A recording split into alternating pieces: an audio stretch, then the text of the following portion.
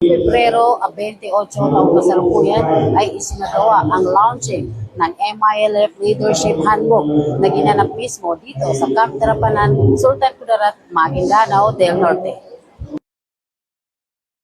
Inilunsad ngayong araw ang MILF Leaders Handbook sa Camp Darapanan, isang mahalagang hakbang ng Moro Islamic Liberation Front para palakasin ang kanilang pamumuno at panloob na kaayusan.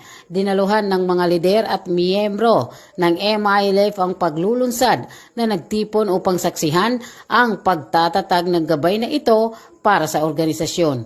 Layunin ng handbook na magsilbing pangunahing sanggunian para sa mga pinuno sa maayos na pagtupad ng kanilang mga tungkulin at responsibilidad.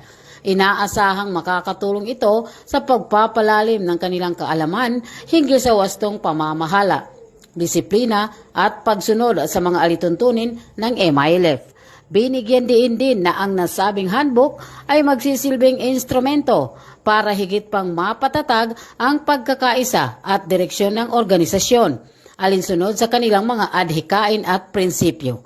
Sa pamamagitan ng paglulunsad na ito, umaasa ang pamunuan na mas mapagtitibay ang organisational na estruktura at ang kolektibong pananagutan ng bawat lider sa pagsusulong ng kanilang layunin.